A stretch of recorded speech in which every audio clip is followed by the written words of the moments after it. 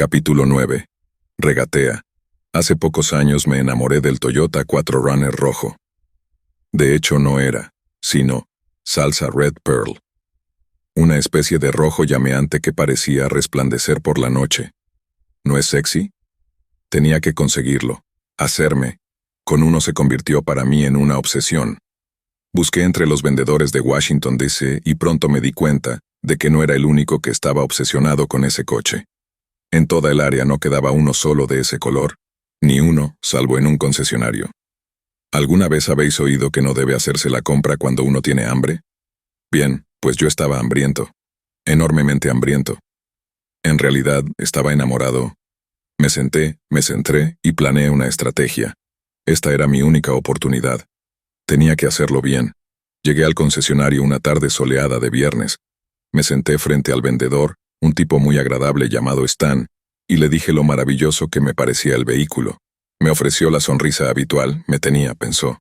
Y mencionó el precio, de etiqueta del maravilloso vehículo.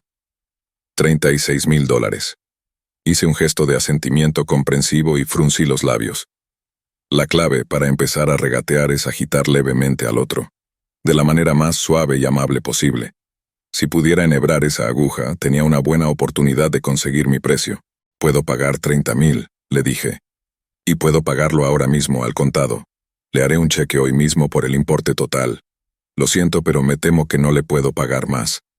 Su sonrisa tembló por las comisuras, como si se estuviera desenfocando. Pero la mantuvo y negó con la cabeza. Estoy seguro de que entenderá que es imposible. Después de todo, el precio son $36,000. ¿Cómo se supone que puedo hacerlo? Le pregunté con deferencia. Estoy seguro, dijo e hizo una pausa como si no tuviera claro lo que quería decir.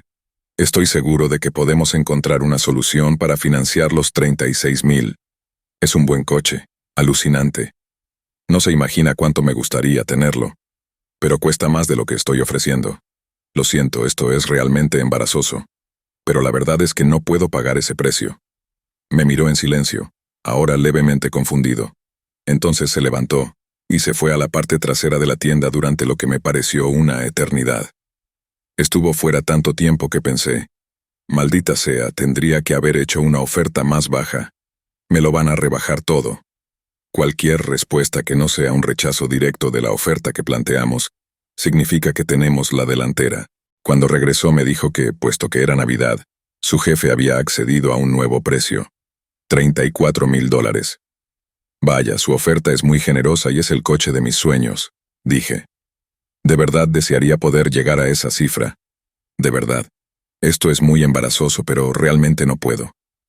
Volvió a caer en un silencio, pero no piqué el anzuelo. Dejé que se prolongara el silencio. Y entonces, con un suspiro, volvió a salir. Regresó después de otra eternidad.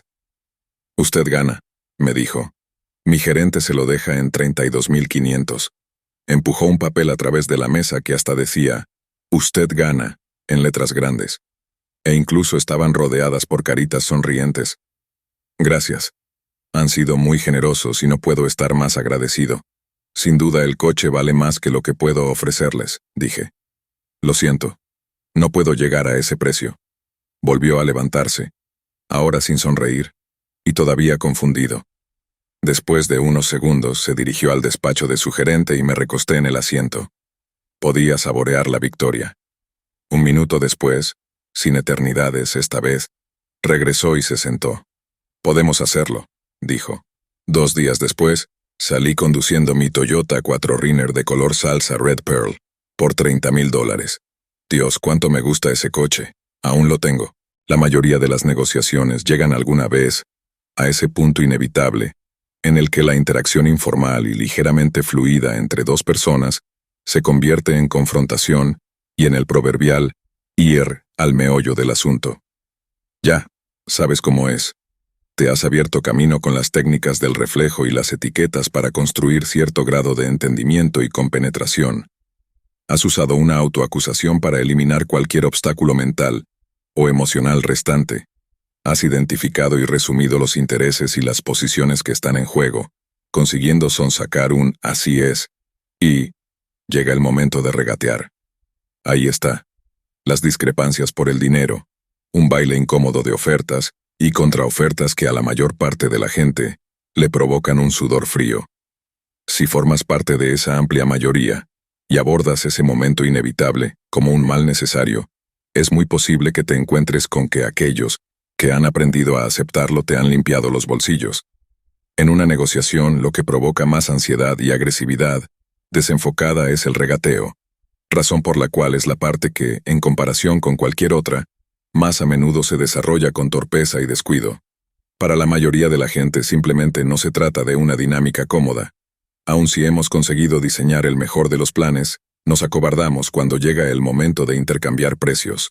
En este capítulo explicaré las tácticas que construyen el proceso del regateo y observaremos el modo en que ciertas dinámicas psicológicas determinan qué tácticas deben usarse y cómo deben implementarse. Para empezar, el regateo no es una ciencia compleja, pero tampoco se trata de simple intuición ni de matemáticas. Para regatear bien, tendrás que guardarte tus asunciones acerca del proceso y aprender a reconocer las sutiles estrategias psicológicas que desempeñan un papel crucial. Lo que ven los maestros del regateo es algo más que simples ofertas iniciales, contraofertas y movimientos de cierre. Ven esas corrientes psicológicas que fluyen bajo la superficie. Una vez que hayas aprendido a identificar estas corrientes, serás capaz de los regateos de forma más acertada y de responder con confianza a las preguntas tácticas que acosan hasta a los mejores negociadores. Estarás preparado para el regateo cuerpo a cuerpo. Y no te verán llegar. ¿Cuál es tu estilo de negociación? Hace pocos años estaba en mi barco con uno de mis empleados, un tipo genial llamado Keenan. Supuestamente tenía que darle un discurso de motivación y hacer una evaluación de su trabajo. Cuando pienso en lo que hacemos, suelo describirlo como desvelar la contracorriente. Dije, desvelar la contracorriente. Repitió Keenan. Sí, la idea es que nosotros, tú y yo y todos los demás, tenemos la habilidad de identificar las fuerzas psicológicas que nos empujan lejos de la orilla y las empleamos para llegar hacia algún lugar más productivo. Un lugar más productivo. Exacto, dije. A un lugar en el que podamos. Llevábamos hablando unos 45 minutos cuando apareció, riéndose, mi hijo Brandon, que lleva operaciones para The Black Swan Group. No puedo más, ¿no lo ves? ¿De verdad, papá, no lo estás viendo? Parpadeé. ¿Qué es lo que tengo que ver? Le pregunté. Todo lo que está haciendo Keenan es reflejarte, y lleva así casi una hora. Oh, dije. Keenan empezó a reírse y yo me puse rojo. Tenía toda la razón. Keenan llevaba jugando conmigo todo el rato, empleando la herramienta psicológica que mejor funciona con los tipos asertivos como yo, el reflejo. Tu estilo personal de negociación, y el de tu interlocutor, está determinado por las experiencias de tu infancia, en la escuela, con la familia, por tu cultura, y otro millón de factores. Reconocerlo te permite identificar tus fortalezas y debilidades negociadoras, y las de tus interlocutores, y ajustar tu mentalidad y tus estrategias debidamente. El estilo de negociación es una variable crucial para el regateo. Si desconoces lo que en cada circunstancia, el instinto te va a dictar que hagas, o a la otra parte, tendrás grandes problemas para imaginar estrategias y tácticas eficaces.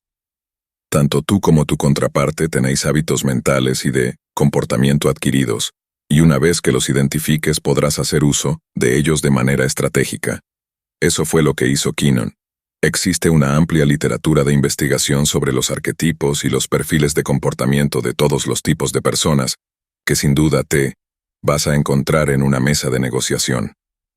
Es sencillamente abrumador, hasta tal punto que termina por perder utilidad. A lo largo de los últimos años, en un esfuerzo impulsado sobre todo por mi hijo Brandon, hemos consolidado y simplificado todas esas investigaciones, en referencia, cruzada con nuestra propia experiencia en el campo y con los casos de estudio de nuestros alumnos de empresariales, y hemos descubierto que la gente encaja generalmente en 3 categorías. Algunos son acomodadores, otros, como yo, son básicamente asertivos, y el resto son analistas, amantes de los datos. Las escenas de negociación que muestran las películas de Hollywood sugieren que para sacar adelante un regateo se requiere un estilo asertivo, pero cada uno de los estilos puede ser eficaz. Y si quieres ser realmente eficaz, debes incorporar elementos de los tres estilos.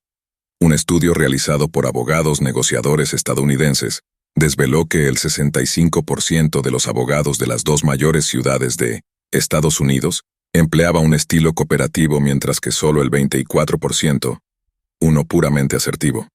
Y a la hora de evaluar la eficacia de estos abogados, entre los catalogados como eficaces, más del 75% respondía al tipo cooperativo y solo el 12% al tipo asertivo. Así que no desesperes si resulta que no eres del tipo asertivo. En realidad, la asertividad directa resulta contraproducente la mayor parte del tiempo. Y recuerda, el estilo personal de negociación no es una camisa de fuerza. Nadie tiene un único estilo. La mayoría de nosotros tenemos la capacidad de potenciar nuestros estilos no dominantes, si la situación lo requiere. Pero sí hay una verdad básica acerca del estilo triunfador de negociación. Para ser bueno, debes aprender a ser tú mismo. Y para ser genial, debes sumar habilidades a tus fortalezas, no reemplazarlas. He aquí una guía rápida para clasificar el tipo de negociadores que tienes delante y las tácticas que resultará más adecuado emplear en cada caso. El analista. Los analistas son metódicos y diligentes. No tienen prisa. Creen que siempre que estén trabajando de forma minuciosa y sistemática en dirección al mejor de los resultados posibles, el tiempo tiene poca importancia. Su autoimagen está vinculada a la minimización de los errores. Su lema: todo el tiempo que sea necesario para hacerlo bien. Los analistas clásicos prefieren trabajar por su cuenta y raramente se desvían de sus objetivos. No suelen mostrar sus emociones, y a menudo emplean un tono muy parecido al del locutor de radio de programa nocturno, del que hablamos en el capítulo 3, pausado y moderado, con una inflexión descendente. Sin embargo, la forma de hablar de los analistas resulta distante y fría en lugar de apaciguadora. Esto provoca un rechazo en los demás sin que ellos se den cuenta, y de hecho les supone una limitación a la hora de hacer que su interlocutor se sienta a gusto y se abra a ellos. A los analistas les enorgullece no pasar por alto ningún detalle. Pueden pasarse 2 semanas investigando para hacerse con unos datos que podrían haber conseguido en 15 minutos en la mesa de negociación, solo para ahorrarse sorpresas. Los analistas odian las sorpresas, son solucionadores de problemas reservados, agregadores de información e hipersensibles a la reciprocidad.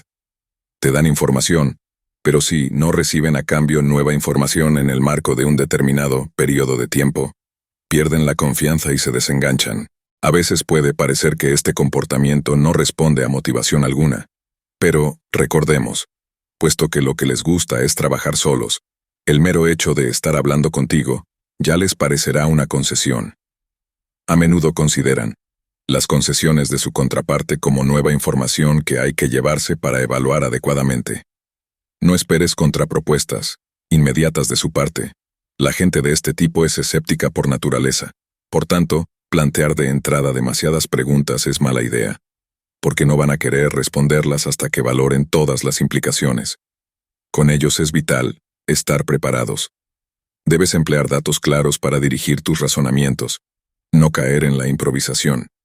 Utilizar comparativas de datos cuando tengas que mostrar tu desacuerdo. Advertirles de cualquier cuestión al principio y evitar las sorpresas.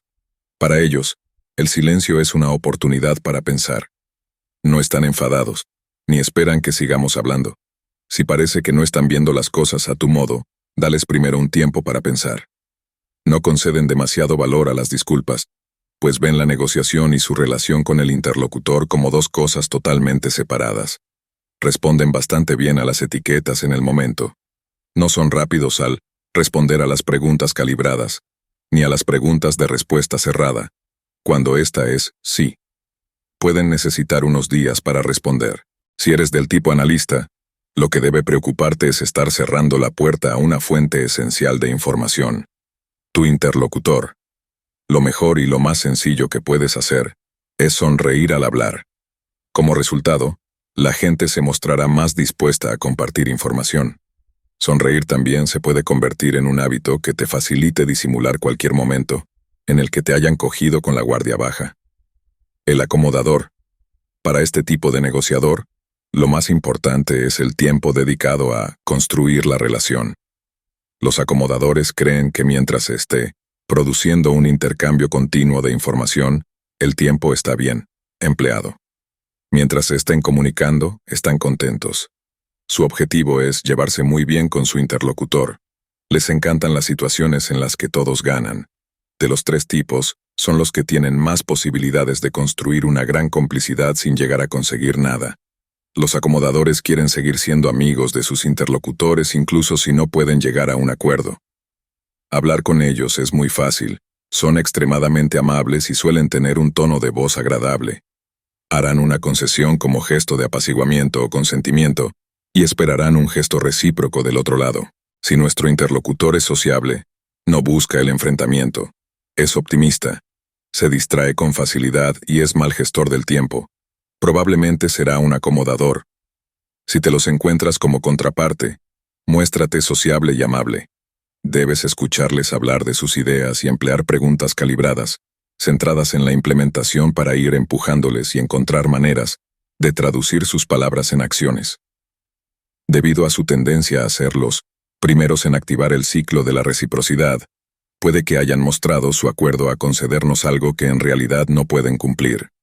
Es posible que su forma de abordar la preparación tenga fallos, pues están mucho más centrados en la persona que está al otro lado de la mesa. Quieren conocerte. Sienten una enorme pasión por el espíritu de la negociación, y lo que conlleva no solo gestionar las emociones, sino satisfacerlas. Si bien es muy difícil llegar a un desacuerdo con un acomodador porque no quieren más que escuchar lo que tenemos que decir, desvelar sus objeciones puede resultar difícil. Habrán identificado las áreas potencialmente problemáticas de antemano, y dejarán dichas áreas sin abordar por miedo al conflicto que pueda producirse. Si te identificas con la figura del acomodador, debes conservar tu habilidad para resultar simpático, pero no a costa de sacrificar tus objeciones. No son solo los otros dos tipos los que necesitan escuchar tu punto de vista. Si estás tratando con otro acomodador, éste lo agradecerá. También debes vigilar el exceso de cháchara.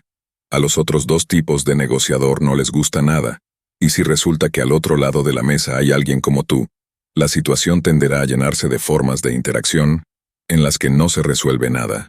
El tipo asertivo cree que el tiempo es dinero. Cada minuto malgastado es $1 malgastado. Su autoimagen está vinculada a la cantidad de cosas que es capaz de terminar en cierto periodo de tiempo. Para ellos, que la solución sea perfecta no es tan importante como que esté hecha.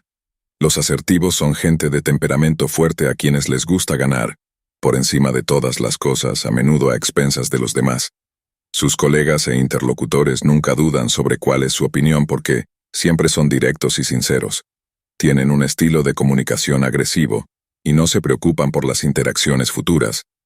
Su concepto de las relaciones de negocios está basado en el respeto, nada más y nada menos. Más que cualquier otra cosa, el asertivo quiere que le escuchen. Y no solo quieren ser escuchados, sino que no tienen la habilidad de escuchar a su interlocutor hasta que no saben que éste les ha escuchado. Se concentran en sus propios objetivos más que en las personas. Y más que preguntar, afirman. Cuando trates con gente del tipo asertivo es mejor centrarse en lo que dicen, porque hasta que no estén convencidos de que les entiendes, no tendrán en cuenta tu punto de vista. Para un asertivo, cada silencio es una oportunidad de seguir hablando. Con este tipo, los espejos son una herramienta maravillosa. También lo son las preguntas calibradas, las etiquetas y los resúmenes. Lo más importante que podemos sacarle a un asertivo es un "así es", que puede manifestarse en la forma de un "eso es exactamente", o un "lo has clavado". En lo tocante a la reciprocidad, este tipo se acoge a la mentalidad del dar 1 centímetro, llevarse 1 kilómetro. Dan por hecho que se merecen cualquier cosa que hayas podido darles, así que ignorarán cualquier expectativa de dar algo a cambio. En realidad, estarán buscando una oportunidad de obtener más. Si hacen cualquier tipo de concesión, seguramente estén contando los segundos hasta que les des algo a cambio. Si eres del tipo asertivo, debes ser especialmente consciente del tono que usas. Aunque no tengas intención de ser muy brusco, a menudo los demás se llevarán la impresión de que lo eres. Suaviza el tono y trabájalo para hacerlo más agradable. Es bueno que emplees preguntas calibradas y etiquetas con tu contraparte, pues eso te hará parecer más accesible y elevará las oportunidades de colaboración. Hemos visto cómo cada uno de estos grupos ve la importancia del tiempo, de manera diferente. Tiempo equal sin preparación, tiempo equal sin relación, tiempo y eso es dinero. También hacen interpretaciones completamente distintas del silencio. Yo soy del tipo asertivo, y cuando en un congreso una persona del tipo acomodador me contó que había estropeado un trato, pensé, ¿qué has hecho darle un grito al otro tipo y largarte? Porque cuando yo estropeo, algo suele ser de esa forma. Pero resulta que lo que había hecho era quedarse callado. Para alguien del tipo acomodador, el silencio significa enfado. Para los analistas, sin embargo, el silencio significa que necesitan pensar. Y las personas del tipo asertivo interpretan el silencio como un signo de que, o bien el otro no tiene nada más que decir o bien quiere que sigan hablando ellos. Yo soy así que lo sé bien. El único momento en el que me quedo callado es cuando ya no me quedan más cosas que decir. Lo gracioso es cuando todo esto se entrecruza. Cuando un analista se para a pensar, su interlocutor acomodador se pone nervioso, y el asertivo se pone a hablar, molestando así al analista, que dice para sí, cada vez que me paro a pensar lo toma como una oportunidad para seguir hablando. No se calla nunca. Antes de cambiar de tema me gustaría abordar la cuestión de por qué a menudo la gente no consigue identificar el estilo de su interlocutor. El mayor obstáculo para identificar correctamente el estilo de otro es lo que llamo la paradoja de el normal soy yo, es decir, la hipótesis de que los demás deben ver el mundo tal como lo vemos nosotros. Después de todo, ¿quién no lo asumiría así? Aunque inocente y comprensible, pensar que uno es normal es una de las asunciones más perjudiciales que se pueden hacer en una negociación. Con ello estás proyectando inconscientemente tu estilo en el otro. Pero habiendo 3 tipos de negociadores en el mundo, hay un 66% de posibilidades de que tu interlocutor tenga un estilo distinto del tuyo. Que sea de un normal diferente. Una vez, un director ejecutivo me dijo que siempre esperaba que 9 de 10 negociaciones fracasaran. Quizá lo que hacía este director ejecutivo era proyectar sus creencias sobre la otra parte. En realidad lo más probable es que solo se encontrara con alguien de su misma mentalidad una de cada 10 veces. Si comprendiera que su interlocutor era diferente de él, seguro que habría hecho subir sus tasas de éxito. Desde la forma en que se preparan hasta el modo en que establecen un diálogo, estos 3 tipos negocian de forma distinta. Por tanto, antes de que puedas siquiera pensar en iniciar un regateo de forma eficaz, debes entender la versión de lo irela de tu interlocutor. Debes identificar qué tipo de negociador es, abriéndote a su diferencia.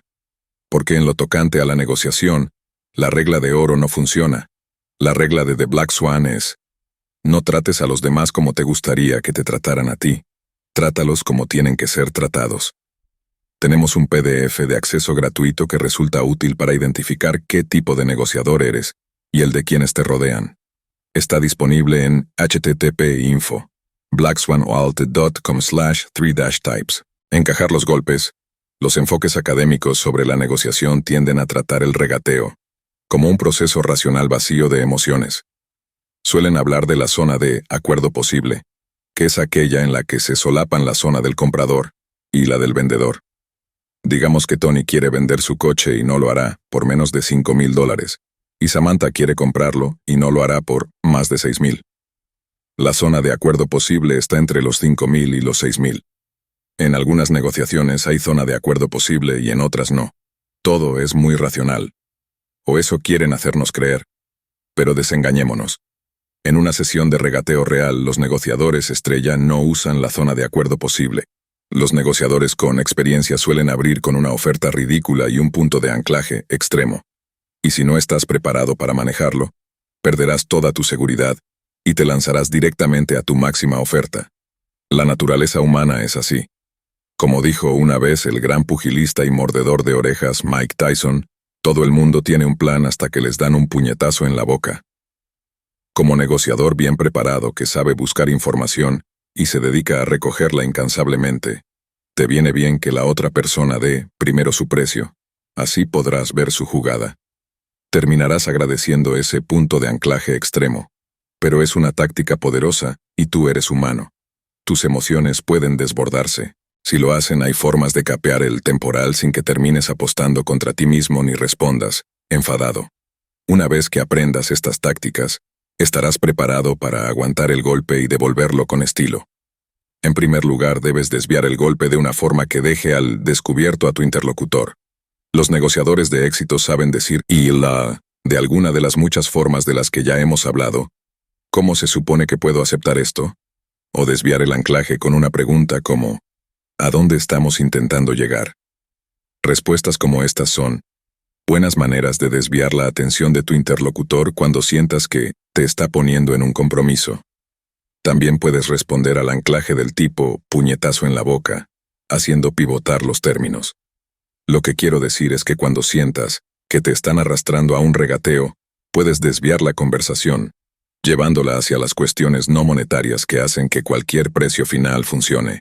Esto puede hacerse diciendo directamente, con un tono de voz alentador: dejemos a un lado por un momento la cuestión del precio, y hablemos de aquello que hará que este sea un buen trato. O puedes abordarlo de forma más oblicua, preguntando, ¿qué otra cosa podrías ofrecer para que ese precio terminara resultando bueno para mí? Y si la otra parte te empuja a que te pronuncies primero, sal de su encerrona. En lugar de dar un precio, haz alusión a un número increíblemente alto que podría establecer otra persona. Una vez, una cadena hospitalaria quiso que le diera yo primero mi precio, y dije, bueno, si vas a la escuela de negocios de Harvard te cobrarán $2,500 al día por alumno.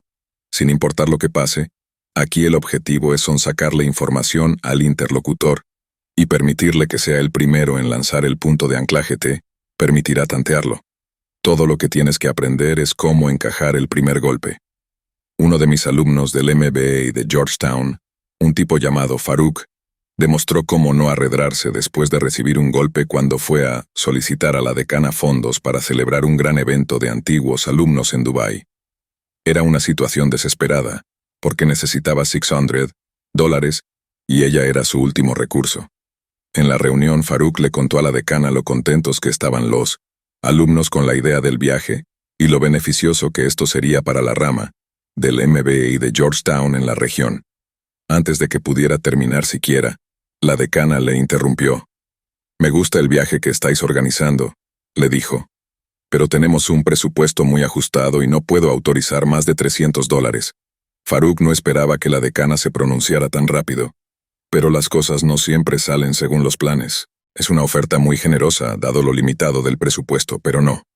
Veo claro cómo podría ayudarnos a organizar una recepción para los antiguos alumnos de la región, dijo Farouk, reconociendo los límites que ella ponía, pero diciéndole que sin usar esa palabra.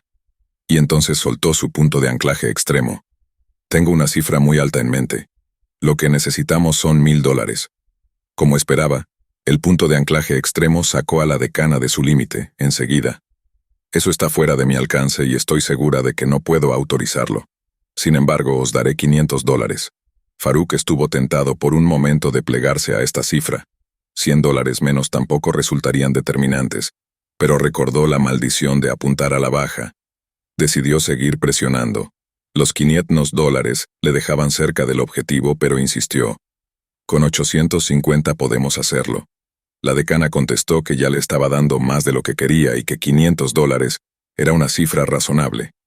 En este punto, si Farouk hubiera estado menos preparado se habría rendido, pero supo encajar el golpe. Creo que la oferta es muy razonable, y comprendo las restricciones, pero necesito más dinero para organizar un gran evento en nombre de la escuela, dijo. ¿Qué tal 775? La decana sonrió y Farouk supo que la tenía. Pareces tener una cantidad en mente a la que estás intentando llegar, dijo. Dímela sin más. En ese punto Farouk estaba dispuesto a darle una cifra, porque tenía la sensación de que ella estaba siendo sincera. Necesito $737.50 y usted es mi último recurso, dijo. Entonces la decana se rió y le felicitó por tener claro lo que quería, y le dijo que revisaría su presupuesto. 2 días después, Farouk recibió un correo electrónico que le informaba de que su oficina les donaría $750. Devolver el golpe. Emplear la asertividad sin que te pase factura. Cuando una negociación está lejos de llegar a una resolución y no va a ningún lado. Tendrás que agitar un poco las cosas y sacar a tu interlocutor de su mentalidad rígida. En momentos como ese, los movimientos bruscos pueden ser herramientas enormemente eficaces. A veces lo que pide una situación es que actúes como un agresor y le des un puñetazo en la cara a la otra parte. Dicho esto, si eres básicamente una buena persona, pegarle al otro tipo, en plan Mike Tyson, significará que cedes demasiado. Uno no puede ser lo que no es. Como dice el proverbio danés, uno hace pan con la harina que tiene, pero todo el mundo puede aprender a usar un par de herramientas. He aquí algunas maneras eficaces de ser asertivos con inteligencia. Enfadarse de verdad. Amenazar sin ira y resentimiento estratégico. Marwan Sinasser del INSEAD y Larissa Tiddens de la Universidad de Stanford descubrieron que las expresiones de enfado aumentan la ventaja y la cuota final del negociador. El enfado muestra una pasión y una convicción que puede hacer que el otro lado se incline a aceptar una oferta menor. Sin embargo, al potenciar la sensibilidad de tu contraparte para el peligro y el miedo, tu enfado reducirá los recursos que puede dedicar a otras actividades cognitivas, llevándolos a hacer malas concesiones que es probable que luego deriven en problemas de implementación, y reduciendo así tus ganancias. Atención a lo siguiente. Los investigadores han descubierto también que las expresiones falsas, es decir, fingidas, de ira resultan contraproducentes, conducen a peticiones intrincadas y destruyen la confianza. Para que el enfado sea eficaz, tiene que ser real. La clave es mantenerlo bajo control, porque la ira también reduce nuestra actividad cognitiva. Así, cuando alguien plantee una oferta realmente ridícula, una que de verdad te resulte ofensiva, debes respirar hondo, abrir camino levemente a tu enfado, canalizarlo hacia la propuesta, no hacia la persona, y decir, no veo cómo eso podría funcionar jamás, dar muestras a tiempo de que estás ofendido. Lo que se conoce como resentimiento estratégico puede hacer que tu interlocutor tome conciencia del problema. Según unos estudios realizados por los académicos de la Universidad de Columbia, Daniel Ames y Abby Waslawek, las personas que se encuentran en el lado receptor del resentimiento estratégico tienden a considerarse excesivamente asertivos, aun cuando sus interlocutores no opinan así.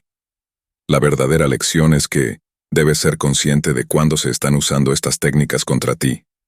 Ten cuidado de no convertirte tú mismo en una víctima del resentimiento estratégico. Las amenazas que se lanzan sin enfado pero con aplomo, es decir, con confianza y autocontrol, son grandes herramientas. Decir de forma convincente, lo siento, pero eso no me sirve, da resultado. Pregunta, ¿por qué? En el capítulo 7 hablamos de los problemas del ¿por qué? A lo largo y ancho del planeta, ¿por qué? Es una pregunta que pone a la gente a la defensiva. Como experimento pregunta, ¿por qué? La próxima vez que tu jefe te pida que hagas algo, a ver qué ocurre. Pruébalo después con un colega, un subordinado y algún amigo. Observa su reacción y dime si no ves en todo el espectro que se ponen a la defensiva de una forma u otra. Pero no lo hagas demasiado a menudo, o perderás tu trabajo y a todos tus amigos. El único momento en el que yo digo, ¿por qué has hecho eso? En una negociación, es cuando quiero dejar a alguien totalmente descolocado. Sin embargo, es una técnica dudosa y no la aconsejaría. Pero hay otro modo de decir, ¿por qué?, de forma eficaz. La idea es emplear la postura a la defensiva que provoca la pregunta para hacer que tu interlocutor defienda tu posición. Sé que suena extraño, pero funciona. El formato básico es el siguiente. Cuando quieras que un interlocutor dudoso pivote hacia tu lado, pregúntale, ¿por qué harías eso? Pero de forma que eso, te favorezca. Lo explicaré. Si estás intentando atraer a un cliente de un competidor, puedes decir, ¿por qué querría hacer negocios conmigo?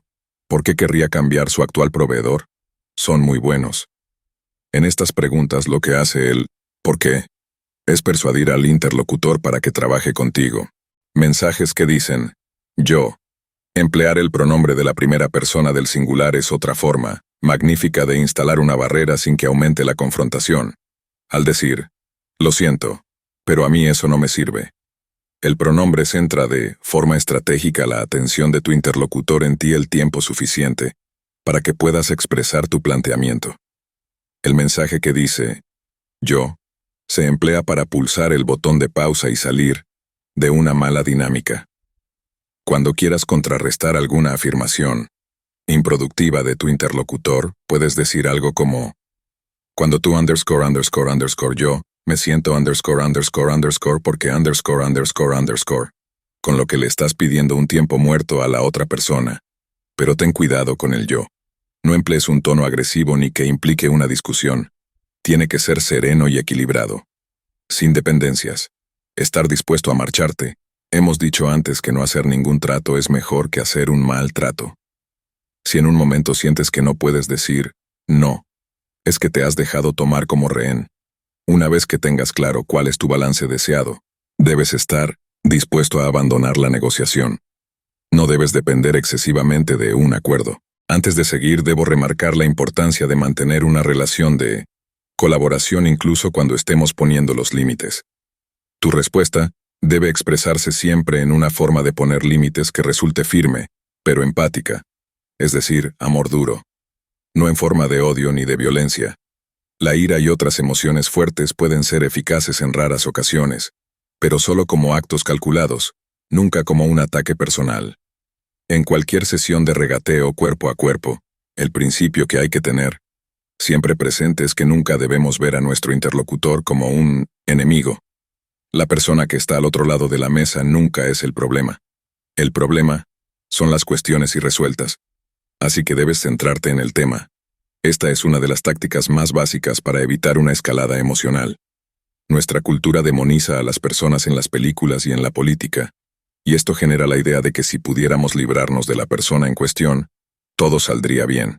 Pero en cualquier negociación esta dinámica resulta tóxica. Devolver el golpe es el último recurso. Antes de llegar ahí, siempre, debemos intentar reconducir la situación. Puedes sugerir un tiempo muerto. Cuando tu interlocutor tome distancia y respire hondo, dejará de sentirse como un rehén en una situación delicada. Recuperará la sensación de control y de poder. Y te lo agradecerá. Considera todas estas tácticas para devolver un golpe y establecer límites, como una curva en S aplanada. Has acelerado al subir por la ladera de la negociación y has llegado a una meseta que te exige paralizar temporalmente la ascensión, reconducir la cuestión que esté funcionando como obstáculo, y finalmente devolver la relación a un estado de entendimiento y volver a subir la ladera. Adoptar un enfoque constructivo y positivo en un conflicto supone entender que la generación de vínculos es fundamental para cualquier resolución. El regateo Ackerman. He dedicado mucho tiempo a hablar del judo psicológico porque es mi especialidad. Las preguntas calibradas, el reflejo y las herramientas para descolocar a mi interlocutor y hacerle apostar contra sí mismo. Pero las negociaciones se reducen a fin de cuentas a determinar quién se queda con cada parte del pastel, y de vez en cuando te verás forzado a mantener un regateo cuerpo a cuerpo con un tipo realmente duro. En el mundo de los rehenes me enfrento al regateo cuerpo a cuerpo, continuamente. He tenido que lidiar con un montón de tipos acostumbrados a salirse con la suya que se mantienen firmes según su plan. Pagado lo matamos, dicen y lo dicen en serio. Uno tiene que tener la destreza perfectamente afinada para aplacarlos negociando. Hay que contar con herramientas. Durante mi formación en negociación en el FBI, aprendí a usar el sistema de regateo que sigo usando aún hoy. Y tengo mucha fe en él. A este sistema lo llamo el modelo Ackerman, porque lo saqué de un tipo llamado Mike Ackerman, que había sido miembro de la CIA, y que luego fundó una empresa de asesoría para casos de secuestros por rescate, ubicada en Miami. En muchos secuestros nos ponían como pareja con algún chico de Ackerman, nunca con el mismo Ackerman, que nos ayudaba a diseñar el momento del regateo. Conocí a Mike finalmente en un viaje a Miami, cuando ya me había jubilado del FBI. Cuando le conté que yo empleaba su sistema para negociar también en el mundo empresarial, se rió y me dijo que le había explicado el sistema a Howard Raifa, un legendario experto en negociación de Harvard, y Howard le había dicho que funcionaría en cualquier situación. Así que me sentí bastante justificado. El modelo Ackerman es un método de oferta y contraoferta, al menos en apariencia, pero es un sistema muy eficaz para vencer la dinámica habitual del regateo cuando el resultado previsible es llegar a un punto medio. El proceso Sistemático y fácil de recordar, solo tiene 6 pasos. 1. Fija tu precio objetivo. 2. Fija tu primera oferta en el 65% de dicho precio objetivo. 3. Calcula 3 tramos de aumentos decrecientes, de 85%, 95% y 100%. 4. Emplea toda tu empatía y un montón de formas distintas de decir no, para conseguir que la otra parte haga contraofertas antes de elevar la tuya. 5. Al calcular el monto final, usa cifras precisas, no redondas, como por ejemplo $37,893, en vez de $38,000. Esto confiere a los números credibilidad y peso. 6.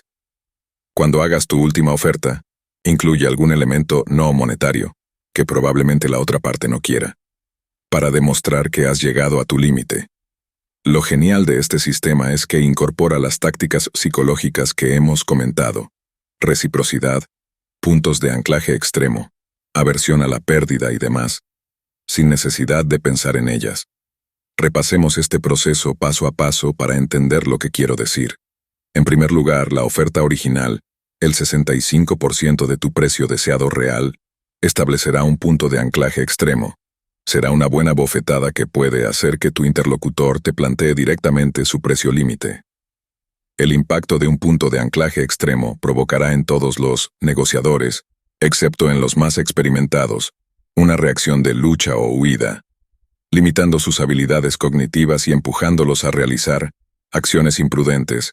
Veamos ahora los aumentos progresivos de la oferta al 85%, 95% y 100% del precio deseado. Tienes que ir soltándolos poco a poco después de que el interlocutor haya hecho otra oferta, y de haberle lanzado algunas preguntas calibradas para intentar que apueste contra sí mismo. Estas ofertas funcionan simultáneamente en varios niveles. Primero, juegan con la norma de la reciprocidad, y empujan a tu interlocutor a que haga también una concesión.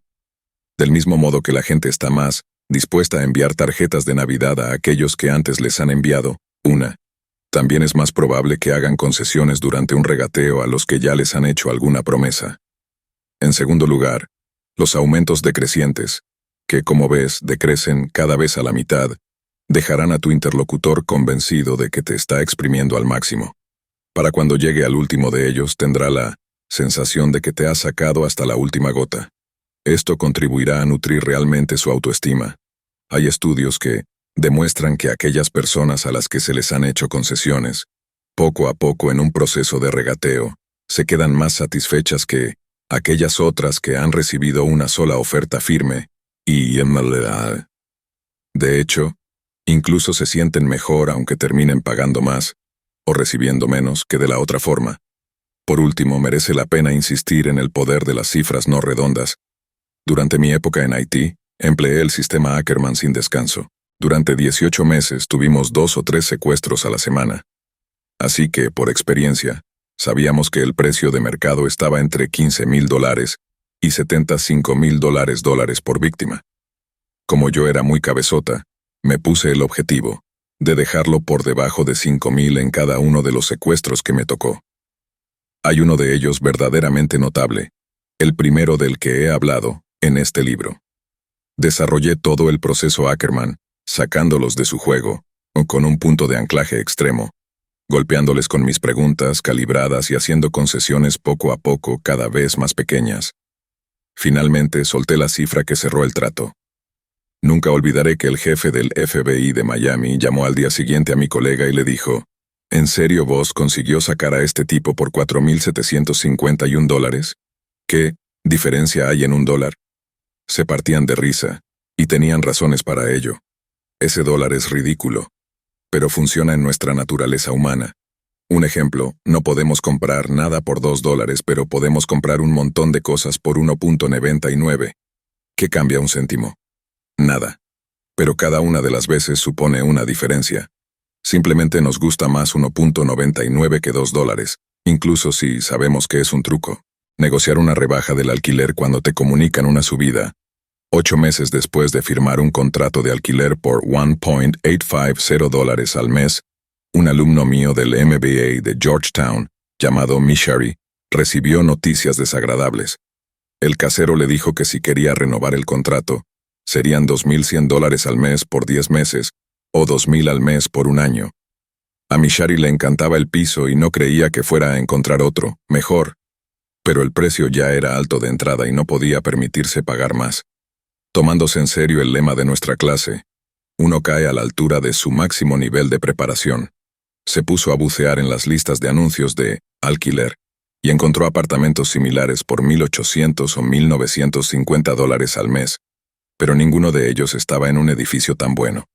Después examinó sus finanzas y concluyó que el alquiler que quería pagar era de $1,830. Le pidió al agente inmobiliario una reunión. El tema iba a ser duro. En la reunión, Mishari expuso su situación. Le dijo que su experiencia en el edificio había sido muy positiva, y señaló que siempre pagaba puntualmente. Concluyó que para él sería una pena marcharse y que para el casero sería una pena perder un buen inquilino. El agente asintió. Totalmente de acuerdo. Dijo. Esa es la razón por la que creo que a ambos nos beneficiará renovar el contrato de alquiler. Y aquí Mishari sacó su documentación. Los edificios del barrio estaban ofreciendo precios mucho más bajos. Aunque su edificio es mejor en cuanto a localización y servicios, ¿cómo se supone que voy a pagar $200 más? La negociación estaba en marcha. El agente se quedó callado unos momentos. Es un buen argumento, pero este sigue siendo un buen precio, dijo. Y como ha señalado, podríamos cobrar un suplemento. Entonces, Mishari lanzó su punto de anclaje extremo. Lo entiendo perfectamente. El edificio está mejor ubicado y tiene mejores servicios. Pero sintiéndolo mucho, no puedo. ¿Le parecería justo un alquiler de $1,730 al mes por un año? El agente se rió y después dijo que no era posible aceptar esa cifra porque estaba por debajo del precio de mercado. En lugar de entrar en el regateo, Mishari se movió con inteligencia hacia las preguntas calibradas. Bien, entonces ayúdeme a entenderlo, por favor. ¿Cómo fijan el precio de las renovaciones del alquiler? El agente no dijo nada muy impactante. Básicamente que empleaban criterios como los precios de la zona y la oferta y la demanda. Pero eso le dio a Mishari la posibilidad de argumentar que si se fuera, el casero tendría que vérselas con el riesgo de tener un apartamento sin alquilar y con los costes de repintarlo todo. Un mes supondría una pérdida de $2,000. Entonces hizo otra oferta. Probablemente estén pensando que hizo mal en hacer 2 ofertas seguidas sin haber recibido ninguna contraoferta. Y tienen razón, eso suele estar prohibido. Pero hay que ser capaz de improvisar. Y si sentimos que no tenemos el control de una negociación, podemos hacer 2 o 3 movimientos seguidos. Lo importante es no dejar que las reglas se echen a perder el curso de la acción. Déjeme intentar ajustarme un poco más a lo que pide. ¿Qué tal $1,790 al mes por un año? El agente se quedó en silencio un momento. Mire, entiendo su preocupación y lo que dice tiene sentido, dijo. Sin embargo, su cifra es muy baja. De todos modos, deme tiempo para pensarlo y podemos volver a vernos más adelante. ¿Qué le parece? Recuerda, cualquier respuesta que no sea una negativa directa significa que llevas la delantera. 5 días después volvieron a verse. He hecho números y créame, este es un buen trato, empezó a decir el agente. Estoy en condiciones de ofrecerle $1,950 al mes por un año. Mishari sabía que había ganado. El agente necesitaba solamente un pequeño empujón, así que felicitó al agente y dijo, no, sin decir, no. Y veamos la forma brillante en que utiliza la etiqueta equivocada para hacer que el agente se abra. Es muy generoso por su parte, pero ¿cómo se supone que voy a aceptarlo cuando me puedo mudar a un par de manzanas más allá y encontrar un piso por $1,800? $150 al mes es mucho para mí. Sabe que soy un estudiante. No lo sé, parece que prefiere correr el riesgo de dejar el piso sin alquilar. No es eso, contestó el agente. Pero no puedo ofrecerle una cifra por debajo del precio de mercado. Mishari hizo una pausa dramática, como si el agente le estuviera sacando hasta el último céntimo. Entonces le propongo esto. Inicialmente subí de 1,730 a 1,790. Dijo suspirando. Lo subiré hasta 1,810. Y creo que es beneficioso para los dos. El agente negó con la cabeza. Sigue estando por debajo del precio de mercado y no puedo aceptarlo. Entonces Mishari se preparó para lanzar la última de las ofertas, Ackerman. Se quedó callado un rato y pidió a la gente papel y bolígrafo. Empezó a hacer cálculos falsos para aparentar que de verdad se estaba esforzando. Finalmente miró a la gente y dijo: «He hecho cálculos y el máximo que puedo permitirme es 1829». El agente inclinó la cabeza a un lado y al otro, como si estuviera haciéndose a la idea. Al final habló. «Vaya, 1829», dijo. «Es muy preciso. Debe de ser usted contable». Mishari no lo era. Escuche. Valoro su deseo de renovar el alquiler con nosotros y creo que podemos dejarlo así por un año. Tachan. Atención a la brillante combinación de ofertas Ackerman, decrecientes, cifras no redondas, buena documentación previa, etiquetado, con inteligencia y dar respuestas negativas sin decir no. Eso es lo que te ayudará a conseguir una rebaja en el alquiler cuando lo que quiere el casero es subirte la mensualidad. Lecciones clave. Cuando la presión se convierta en empujones, que lo hará, te vas a encontrar en un cuerpo a cuerpo con otro negociador. Una vez que hayas terminado con todas las cuestiones de matiz psicológico, las etiquetas, el reflejo y las preguntas calibradas, tendrás que abordar el meollo de la cuestión. Para la gran mayoría de nosotros eso no es divertido. Pero los grandes negociadores saben que el conflicto es a menudo el camino que lleva a los grandes acuerdos, y los mejores encuentran formas de pasárselo bien por el camino. El conflicto acaba sacando la verdad, la creatividad y la resolución. Así que la próxima vez que te encuentres en un cuerpo a cuerpo con un negociador, recuerda las lecciones de este capítulo. Identifica el estilo de negociación de tu interlocutor. Una vez que sepas si es del tipo acomodador, asertivo o analista, sabrás cuál es la forma correcta de abordarle. Preparación, preparación, preparación. Cuando aumenta la presión, uno no se crece, sino que cae a la altura de su máximo nivel de preparación. Por tanto, debes fijarte un objetivo ambicioso pero legítimo, y a partir de ahí jugar con las etiquetas, las preguntas calibradas y las respuestas que emplearás para llegar hasta él. De ese modo, una vez en la mesa del regateo no te lanzarás a lo loco. Estate preparado para encajar los golpes. Los negociadores, expertos generalmente abren con un punto de anclaje extremo para descolocarte y sacarte de tu plan. Si no estás preparado, te irás directamente a tu máximo sin presentar batalla. Así que prepara bien tus tácticas de escape para evitar que te dirijan hacia la trampa del compromiso. Aprende a poner límites y a encajar los golpes o devolverlos, pero sin hostilidad. El problema no es la persona que tienes al otro lado de la mesa, sino la situación. Prepara un plan Ackerman. Antes de adentrarte en la maleza del regateo, necesitarás un plan que incluya un punto de anclaje extremo, preguntas calibradas y ofertas bien definidas. Recuerda, 65%, 85%, 95%, 100%. Los aumentos decrecientes y terminar con cifras no redondas hará que tu interlocutor crea que te está sacando todo lo que tienes, cuando en realidad estaréis llegando a la cifra que tú quieres.